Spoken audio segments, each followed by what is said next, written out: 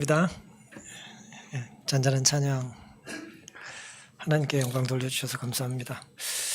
광고 드린 대로 저희가 오늘 성찬 예식을 이제 하려고 합니다. 짧은 말씀 이후에 저희가 예식을 하려고 하는데 마음을 잘 또 추스리시고 또 간절한 마음으로 이 예식에 참여해 주시기를 바랍니다. 오늘은 룻기에 이어진 말씀을 통해서 함께 성찬의 교훈을 좀 확인해 보겠습니다. 오늘 주제 성경절은 룻기 1장 17절입니다. 제가 봉독하겠습니다. 어머니께서 죽으시는 곳에서 나도 죽어 거기 장사될 것이라. 만일 내가 죽는 일 외에 어머니와 떠나면 여호와께서 내게 벌을 내리시고 더 내리시기를 원하나이다. 이 말씀은 이제 고향의 나무라고 하는 이제 나오미의 이야기를 듣고 룻이 했던 반응이죠. 오늘은 성찬 안식일을 맞아서 가치 있는 선택이라고 하는 제목으로 함께 은혜를 나누겠습니다. 나오미는 룻기 1장 15절에 이렇게 말을 합니다. 나오미가 또 가로되 보라 너의 동서는 그 백성과 그 신에게로 돌아가니라. 가나니 너도 동서를 따라 돌아가라 그랬습니다. 나오미는 이제 가라는 말은 이제 나무라는 얘기잖아요. 친정의 나무라는 얘기인데요. 그냥 나무라고 말을 하지 않고 예시를 들었어요. 그 얘가 누구였습니까? 또 다른 며느리죠. 너의 동서는 이제 돌아가지 않았냐? 친정으로 가지 않았냐? 보라 너의 동서는 그 백성과 그 신에게로 돌아가나니 너도 동서를 따라 돌아가라 그랬습니다. 한마디로 나를 따르지 말고 누굴 따르라는 거예요? 동서를 따라가라는 것입니다. 고향의 나무라는 거예요. 나오미의 제안 혹은 나오미의 굳이 선택이라고 할까요? 그것은 룻을 사랑하는 마음으로 했던 것은 분명합니다만은 그 선택의 기준이 어떤 좀 이 세상적인 안정을 이제 우선했던 것으로 보입니다. 동일한 처지의 동서가 이제 고향에 남기로 선택한 이유는 그의 미래가 시어머니를 따라 베들레헴으로 가는 것보다는 새 출발하기는 그래도 가족과 친족이 있는 아직 젊은 나이에 고향에 남는 것이 더 안정된 선택이었기 때문이었습니다. 오늘 우리 어떤 선택의 이유와 기준이 미래의 안정적인 것이 된다면 그것은 매우 안전한 선택일 수는 있겠습니다만은 그것이 항상 옳은 선택이 되기는 힘들다는 것을 저희는 몇 주 동안 살펴봤습니다. 여기서 이제 주목해 볼 수 있는 내용은 이제 나오미가 룻에게 했던 말인데요. 내 동서를 따라가라고 하면서 그 백성과 그 신에게로 돌아갔다는 표현을 썼어요. 그 백성과 그 신에게로 돌아갔다는 것입니다. 고대 사회에서 내가 어디 살 곳을 택하는 것은 함께 살 사람들과 더불어 섬길 신을 택하는 것과 일치되는 것이에요. 그래서 내가 어디서 살지를 택하는 건 매우 중요한 것입니다. 여호수아는 이제 광야 생활을 마치고 이제 가나안을 목전에 두고 백성들에게 이렇게 호소를 했습니다. 여호수아 24장 15절에 이스라엘 백성에게 너희 섬길 자를 오늘날 택하라 그랬어요. 오직 나와 내 가정은 하나님을 택하겠다 그렇게 말하지 않았습니까? 살 곳을 택하는 건 누굴 택하는 거예요? 그곳에서 섬길 신을 택하는 것입니다. 우리가 이 땅에 살다 보면은 섬길 자를 택해야 될 때가 있습니다. 섬긴다는 건 내가 의지하는 거죠. 내가 기대해야 될 대상을 택해야 될 순간이 와요. 사람들이 죽음을 앞두면 하나님을 찾는 이유는 뭐예요? 죽음 앞에서는 누구밖에 없어요? 의지할 분이 하나님밖에 없다는 걸 아는 것입니다. 그런데 우리가 죽음을 앞두기 전에 바울처럼 매일을 내가 죽듯이 날마다 죽는다는 자아를 죽이기 위한 삶을 산다면 날마다의 선택이 옳을 가능성이 있지 않겠습니까? 근데 우리는 매일의 삶에는 내가 죽을 걸 생각해야 하네요. 잘 생각하지 않습니다. 천년 만년 그냥 건강하게 문제없이 살 수 있을 것 같이 생각을 하는 거예요. 너희 섬길 자를 오늘 택하라, 오늘날 택하라라는 이 여호수아의 이야기, 오늘 우리가 좀 생각해 봐야 될 필요가 있겠습니다. 우리의 선택은 무엇에 영향을 받을까요? 여러분, 선택은 무엇에 영향을 많이 받습니까? 질문이 너무 이제 광의 질문인데요. 그래, 한번 생각해 보세요. 우리가 무엇을 선택할 때 가장 큰 영향을 받는 것이 있습니다. 무엇에 영향을 많이 받습니까? 여러 가지가 있을 거예요. 근데 그게 우리 감각적으로 표현을 하자면, 보는 것에 영향을 받아요. 그리고 듣는 것에 영향을 받습니다. 물론 먹는 거에 영향을 받죠. 또 배우는 거에 영향을 받죠. 어쨌든 그걸 그냥 감각적으로 굳이 표현하자면 눈과 귀의 영향을 가장 크게 받습니다. 왜 그러냐 하면은 우리는 보고 들으면 그 상황이나 사건이나 정보를 가지고 그 언어를 가지고 생각하게 돼 있어요. 이 언어가 바른 사람은 생각이 바른 사람이에요.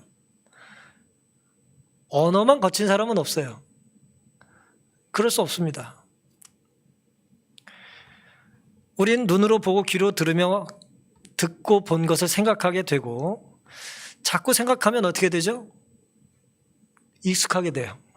익숙해져요. 그 말에, 그 정보에, 그 소리에 익숙해지는 거예요. 익숙한 것을 우리는 어떻게 생각하죠? 옳다고 생각할까요? 틀렸다고 생각할까요? 우리는 익숙한 것에 너그러워집니다. 내가 자꾸 접한 것은 그래서 내가 좋아하게 돼 있어요. 좋으니까 또 자꾸 접하는 거고요. 익숙해져 정이 들면 자연스럽게 여겨지게 돼서 결국 이것은 옳다고 생각하는 것입니다. 이것은 문제가 없다고 생각하는 거예요. 그러려니 하는 거예요.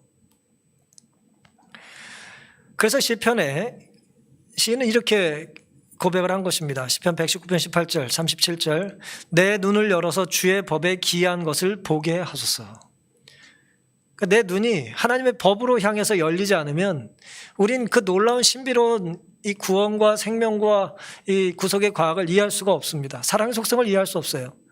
사랑은 하나님을 바라볼 때 바로 이해할 수 있습니다. 내 눈을 돌이켜 허탄한 것을 보지 말게 하시고 주의 도에 나를 소송케 하소서. 우리가 바라봐야 될 것은 하나님의 법이고 돌이켜야 될 것은 뭐예요? 허탄한 것입니다. 봐도 아무짝에 소용이 없고 도움이 되지 않는 허탄한 것들이 세상의 지천이에요. 시편 40편 8절입니다. 나의 하나님이여 내가 주의 뜻 행하기를 즐겨오니 주의 법이 나의 심중에 있나이다. 주의 법이 내 심중에 있으니까 주의 뜻 행하기가 즐거운 거예요. 내 마음속에 주의 법이 없고 허탄한 것만 있다면 주의 뜻 행하는 것이 괴롭겠죠. 그렇잖아요. 내가 무엇을 할 때 눈이 반짝반짝 빛나는지 한번 생각해 봐야 합니다. 내가 어떤 소리에 예민하게 반응하는지 우리는 생각해 봐야 하는 것입니다. 성도는 허탄한 것에서 눈을 돌이켜 하나님의 말씀의 기이한 법을 볼 수 있어야 합니다. 그래야 바른 선택을 할 수 있어요. 아무리 내가 사랑해서 선택하더라도 그 사랑의 대상이 하나님이 아닌 것이라면 그건 바른 선택이 되기가 힘들어요. 하나님 우리에게 태양을 주시고 달을 주시고 바다도 주시고 나무도 주시고 풀도 주시고 꽃도 주시고 얼마나 많은 걸 주셨어요. 근데 하나님이 주셨다는 걸 망각하고 그런 것들을 섬기는 것이 우상이에요.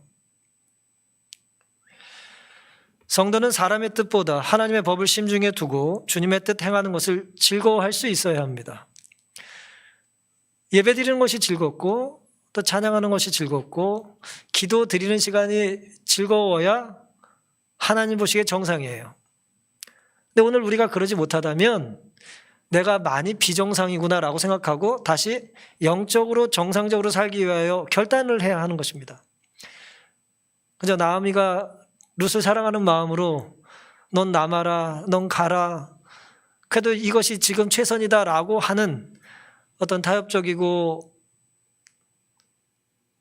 그저 이 문화에 순응해서 사는 안정적인 선택은 그건 하나님 보시기에 바른 것은 아닐 수 있기 때문에 그런 것입니다. 우리 선택의 기준이 나보다 먼저 행했던 나와 비슷한 사람이 나의 모델이 될 수는 없어요. 어떻게 동서가 우리의 모델이 되겠습니까? 내 삶의 표준이 나와 비슷한 사람의 선험적인 선택이 아니라, 다수의 선택이 아니라 하나님의 말씀이 될 수 있기를 간절히 바랍니다. 지금 우리는 이제 짧은 시간에 가치 없는 선택을 좀 생각해 본 거예요. 영원한 차원에서 봤을 때는 그것이 가치가 없다는 거예요. 영원한 차원에서 가치 있는 선택을 했던 사람이 이 본문에는 한 명 등장합니다. 바로 룻입니다. 이 사람은 말이 통하지 않아요. 여러분, 말 통하지 않는 사람이랑 대화해 보셨나요? 집에 한두 사람씩 있죠? 네. 말이 안 통해요. 네, 그리고 맨날 안 통하는 건 아니고 어느 부분에 대해서 말이 안 통할 수 있어요. 그렇죠? 말이 안 통해요. 말이 안 통하는 사람이랑은 말을 안 하는 게 순데, 지금 나오미가 자꾸 룻을 이제 설득하려고 하는 거예요. 룻의 반응이 이제 아주 흥미롭습니다. 16절.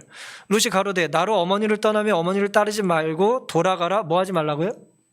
강권하지 마옵소서. 아주 간절하게 며느리를 설득하는데 아예 못을 박아요. 아무리 간절해도 저는 받아들이지 않습니다. 아예 말하지 마십시오. 라고 이제 아예 선언을 하죠.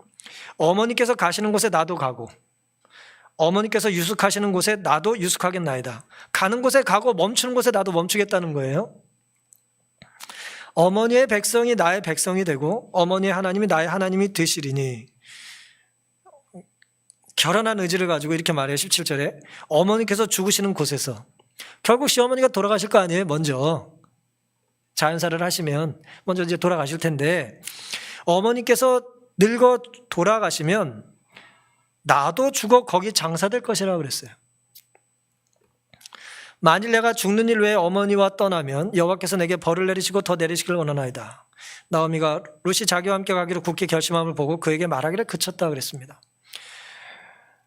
룻은 나오미를 사랑했나요? 나오미는 룻을 사랑했어요. 그렇죠? 그래서 그렇게 제안을 했어요. 하지만 사랑이 항상 정답은 아니라 제가 말씀을 이미 드렸고요. 이 룻도 나오미를 사랑했어요. 그래서 사랑하니 수용한 것이 아니라 사랑했기 때문에 거절해야 될 제안들이 있을까요? 있어요. 많습니다. 사랑하기 때문에 다 들어줄 수 없는 게 많아요. 룻은 그것을 알았던 거예요. 영적인 분별력을 가지고. 내가 시어머니를 사랑하기 때문에 내가 시어머니를 떠나면 안 된다는 걸 알았어요.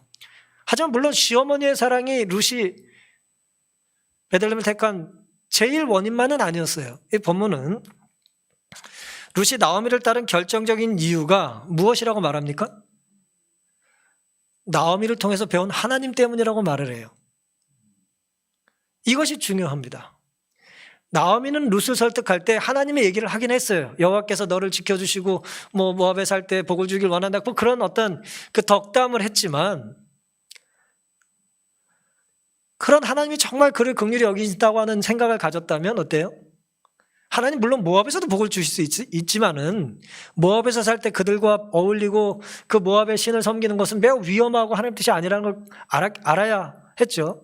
그래서 데리고 와서 베들레헴에 간다 할지라도, 비록 이방 여인이 예루살렘에 베들레헴에 간다 할지라도 하나님께서 그를 지켜주실 걸 뭐 해야 돼요? 믿었어야죠. 그러니까 하나님을 믿는 믿음이 강하고 약한 것의 차이예요, 이게. 놀랍게도 룻은 시어머니를 통해서 하나님은 이곳에서도 함께 하시는 건 맞지만 하나님께서 우리가 있기를 원하시는 곳이 어떤 곳인지를 룻이 알았다는 게 매우 영적으로 놀라운 것입니다. 시어머니를 통해 배운 하나님은 룻에게 있어서 어떤 하나님이었냐면은 지나간 추억으로만 간직하고 싶었던 하나님이 아니에요. 우리가 이제 이 땅에 살다 보면은 한동안 아주 특별하게 친하게 지내던 분들 있잖아요. 어디 삶의 공간에 따라서 거기 살 때 누구랑 친했었고 누구랑 아주 행복하게 살았었지라는 생각을 이제 우리가 떠올릴 때 있지 않습니까? 룻은 나오미를 통해서 배운 하나님을 그렇게 생각하지 않은 거예요. 그런 신도 있었어. 시어머니 통해서 내가 배웠었어. 한때는 나도 그런 신을 열심히 믿었었지. 그런 것으로 만족하지 못한 거예요.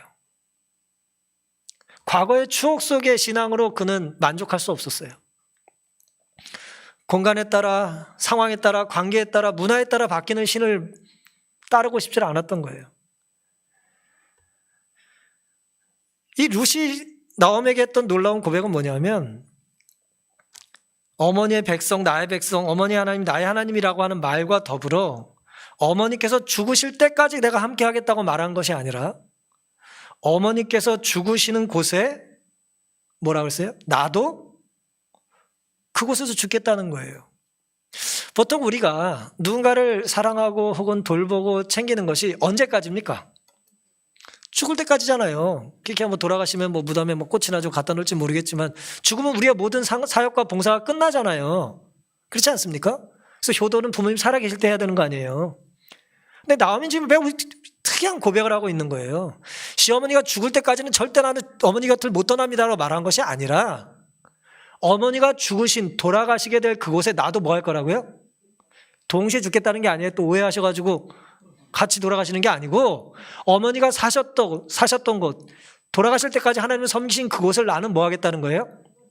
돌아가신 이후에도 살다가 그곳에서 내가 어머니처럼 하나님을 섬기다가 죽겠다는 그런 고백이에요. 단순한 효부가 아니에요, 룻은. 그는 거듭난 신앙인이었다는 거예요. 시어머니가 죽으시는 곳에 자신도 주고 장사되겠다. 하나님의 이름으로 서원하죠. 하나님의 이름으로 서원한다는 건 뭐예요? 내가 어머니 곁을 떠나면, 이 고백대로 살지 않으면, 내가 죽는 일에 어머니 곁을 떠나면, 내가 죽을 때까지 어머니가 돌아가실 때까지 지키고 내가 죽을 때까지 어머니 곁을 지키겠다고 하는 것을 어기면 누가 벌을 내린다고요? 하나님이 벌을 내려도 좋겠다고 얘기를 해요. 이 말은 하나님은 모든 것을 보시고 아시고 심판하실 수 있는 분이라는 것을 룻이 알았던 거예요. 이거 엄청난 신앙의 고백이에요. 복을 누가 주십니까? 하나님이 주시는 거죠. 복을 줄 수 있는 분은 복을 취하실 수도 있어요. 욥의 고백처럼, 그렇죠? 주신 자는 취하실 수 있잖아요. 룻은 그 짧은 시댁에서의 생활 동안 시집살이에 열만 받은 게 아니라 영원히 그가 섬길 하나님을 배운 거예요. 어떻게 그 짧은 시간 동안, 남편이 얼마 살다 죽었을 텐데 그 짧은 시간 동안 그걸 배웠는지 모르겠어요. 이런 걸 보면 신앙의 진수를 깨닫는 기간이 어떤 사람에게는 그렇게 길지 않아도 그 진수를 깨닫는 사람들이 있는 것 같아요. 매우 소중한 시간인 거죠. 우리가 하나님을 알지 못하는 사람과 보내는 그 짧은 시간과 만남은 그래서 의미가 있는 거예요. 누구는 하나님을 우선으로 삼아 선택한 것에 관하여는 후회할 일이 있을까요, 없을까요? 당장 후회스럽고 손해보는 것 같지만 영혼의 관점에서 봤을 때 후회할 일이 없습니다. 우리가 주님 오시는 날 이제 구원을 받게 되겠죠. 뭐 이 땅에서도 물론 구원의 소망을 가지고 삽니다만은, 예수님 오실 때 우리가 무엇을 후회하고 무엇을 감사하게 될까요? 하나님의 뜻대로 온전히 더 잘 살 수 있었다는 것에 대한 아쉬움이 없는 사람은 없을 거예요. 누구나 있을 겁니다. 우리가 그 후회를 줄일 수 있는 방법은 오늘을 주님의 뜻대로 사는 거예요. 그럼 적어도 오늘 하루는 어때요? 하나님께 충성되어 드려진 특별한 하루가 되지 않겠습니까? 룻은 무슨 생각으로 자신의 생명을 걸고 나오미 곁을 지킬 결심을 했을까요? 이게 이제 오늘 우리가 잠깐 생각해 보길 원하는 주제입니다. 룻은 도대체 무슨 생각을 했을까요? 어머니 곁을 안 떠나겠다. 난 어머니가 돌아가신 이후에도 내가 계속 거기서 살다 죽을 거다. 이런 좀 어떻게 보면 좀 엄청난 이야기를 어떻게 할 수 있었을까요? 어떻게 이렇게 놀라운 신앙의 고백을 할 수 있었을까요? 그러니까 어떤 확신이 있었을까요? 하나님을 믿는 확신. 예, 감사합니다. 가발라라고 하는 그 유대인들에게 전해지는 뭐 탈무드처럼 다 공개된 게 아니라 이것은 이제 비밀, 이제 신비주의 지혜서라고 하는 그런 일부 유대인들이 이제 탐독하고 또 가르치고 배우는 그런 이제 그런 책이 있는데 거기 보면 이제 뭐 이런 이야기가 하나 나옵니다. 시간의 맛이라고 하는 이제 부분에서 뭐 우리가 다 이제 공감하는 이야기예요. 지혜에 대한 얘기니까. 열대우림 지역 혹시 가본 적 있으세요? 열대우림 지역 뭐 예를 들어 이제 아주 덥고 비가 많이 내리고 이제 그런 열대우림 지역 나무들이 우거지고 그런 사람들 보통 이제 옷을 좀 편하게 입고 살잖아요. 더우니까 타잔이라고 생각하셔도 되고요. 열대우림 지역에 살고 있는 부족민들이 있다고 가정을 하자는 거예요.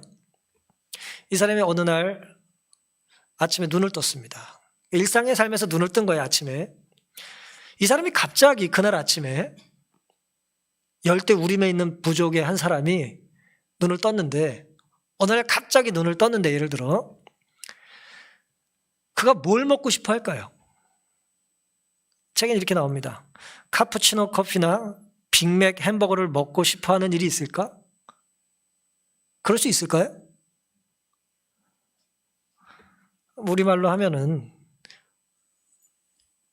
예를 들어 좀 죄송합니다만은 지금 백악관의 주인이 갑자기 눈을 떠가지고 청국장 한 사발 먹었으면 좋겠네.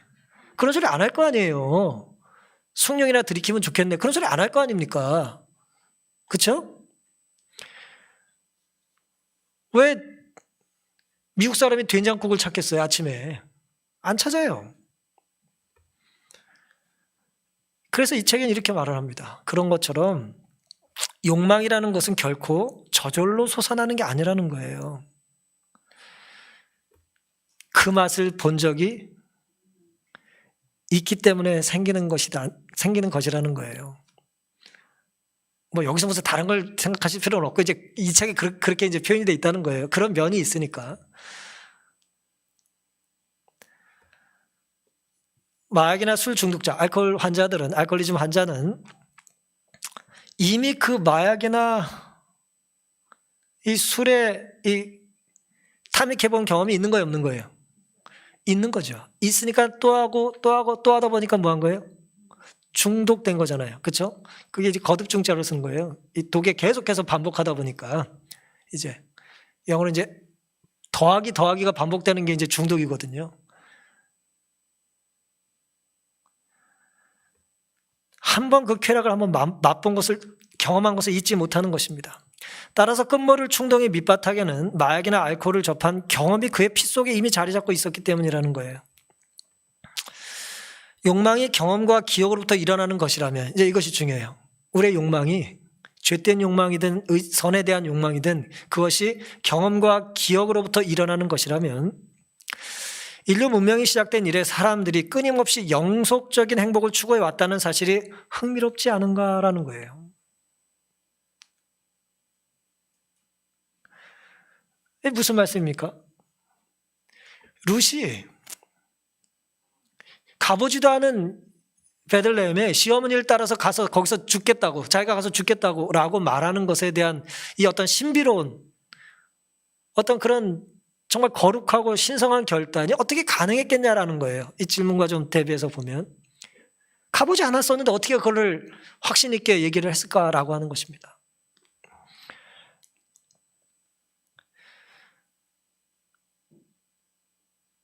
우리 영혼 깊숙한 곳 어딘가에는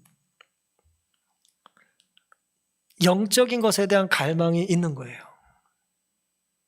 누가 넣어주셨을까요? 그걸? 하나님께서 넣어주신 거예요.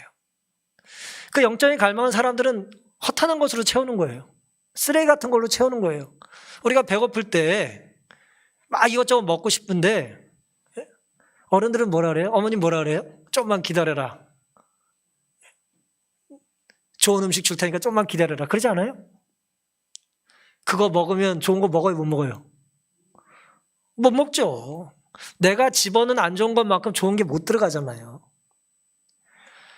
사랑하는 성도 여러분, 마찬가지로 룻의 선택이 어느 날 갑작스러운 선택이 아니라는 거예요. 충동적인 선택이 아니라는 걸 우리는 기억할 필요가 있습니다. 그 짧은 시댁에서의 생활을 통해서 그는 저런 하나님은 내가 하나님을 섬기고 저런 하나님의 약속을 나는 내 일생의 하나님으로 맞이하고 어떤 일이 있어도 내 삶을 책임질 수 있는 저 하나님을 나는 결코 떠나지 말아야겠다. 이 기회를 절대 놓치지 말아야겠다. 난 시험을 통해서 하나님을 배워야겠다. 그리고 그 하나님이 구별하신 땅에 가서 나는 살아야겠다. 라는 그런 갈망이 있었던 거예요. 인간에게는 물질에 대한 욕망, 탐욕에 대한 욕망만 있는 것이 아니라 영적인 갈망이 있는 거예요. 왜냐하면 하나님은 영적인 허기짐을 우리에게 허락하셨기 때문입니다. 전도서 3장 10절에 하나님께서는 모든 사람들에게 뭘 사모하는 마음을 주셨어요? 영혼을 사모하는 마음을 주셨다 그랬어요. 우리에게는 다 생명을 사모하는 마음이 있습니다. 선에 대한 의지가 있다는 거예요. 갈망이 있다는 것입니다. 그래서 룻은 자꾸 룻이라고 말해요. 자, 룻은 나오미를 통해서 하나님을 택하는 삶이 어떤 삶이든 간에 선택할 가치가 있다고 본 것입니다. 왜냐하면은 내 삶을 탐욕으로 채울 때에는 그 탐욕으로 채울 때 만족되는 게 있어요. 그렇잖아요? 남의 사탕 하나 뺏어 먹어도 내가 입맛을 이렇게 볼 수 있잖아요. 죄에도 재미가 있거든요. 이 세상 것을 채워도 뭔가 채워지는 건 있어요. 하지만 온전히 채워지지 않는다는 게 문제죠. 마치 구멍 뚫린 전대에 뭐 집어넣듯이 다 빠지는 거예요. 그럼 또 누군 이렇게 말해요. 더 빨리 넣으면 된다. 뭐 더 많이 넣으면 된다. 엉뚱한 소리 합니다. 그 찢어진 헌대를 고쳐야죠. 그렇죠? 전대를 고쳐야죠. 구멍 뚫린 주머니를 고치고 좋은 걸 집어넣을 생각을 해야죠. 고급스러운 것, 비싼 거를 이제 담아놓는 금고일수록 금고는 열기가 힘들잖아요. 열기가 힘들다는 건 뭐예요?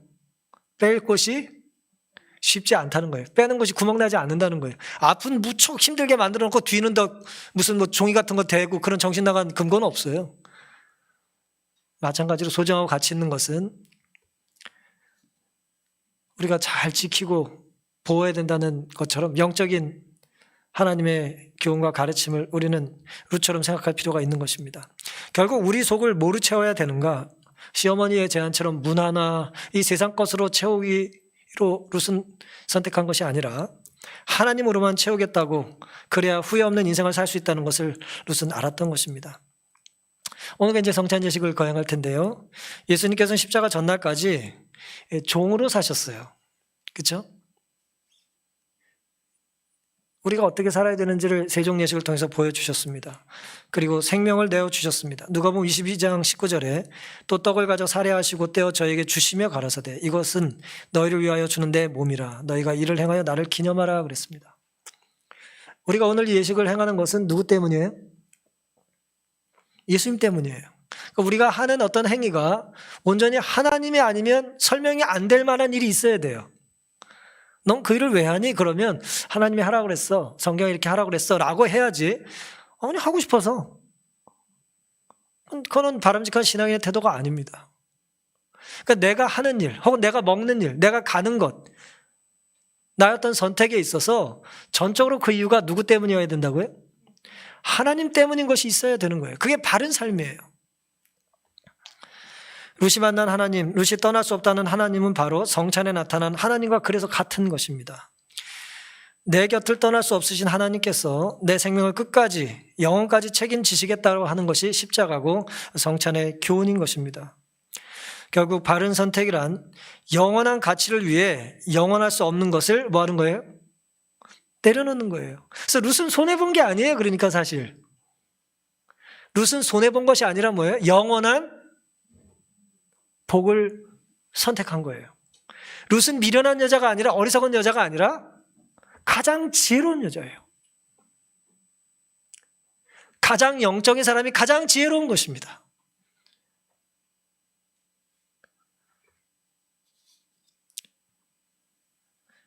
우리는 이미 주님께서 우리에게 생명을 주시고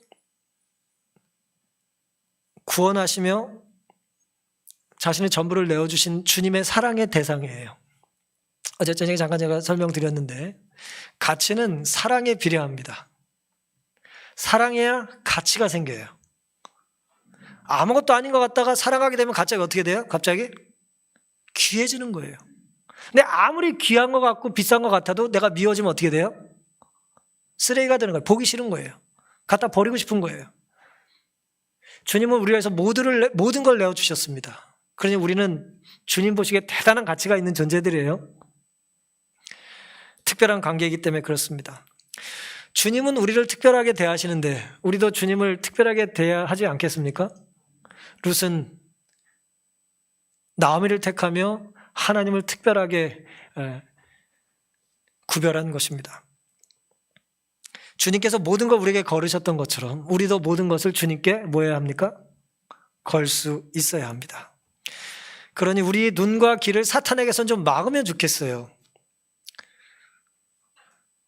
저도 하루 종일 이렇게 살면서 밤에 이렇게 가끔 생각을 해보면 내가 오늘 엉뚱한 말을 어떻게 했고 엉뚱한 것을 이렇게 생각을 하고 그런 거에 대한 반성을 할 때가 있지 않습니까? 또 우리가 하는 말이나 표정이나 태도 속에 하나님이 아닌 것을 드러낼 때가 많이 있습니다.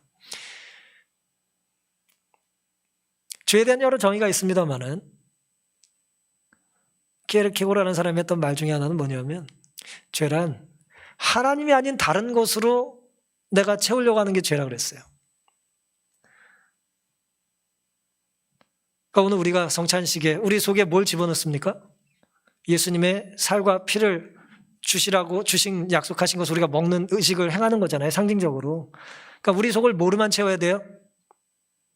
예수님으로만 채우기를 예수님이 원하시는 거예요. 우리가 엉뚱한 걸 집어넣은 예수님은 그래서 질투하시는 거예요. 왜냐하면 우리는 가장 좋은 것을 가져야 할 대상인데 엉뚱한 것을 가지고 만족을 하니까 야 그거 빼고 이거 먹어라 라고 주시는 것과 같은 것입니다. 이 순간 우리의 전 존재를 주님의 사랑으로만 채우게 해달라는 갈망이 룻이 깨달았던 하나님에 대한 목마름이 우리에게도 있게 되기를 바라면서 오늘 말씀을 대신하겠습니다. 장을 기도드리겠습니다.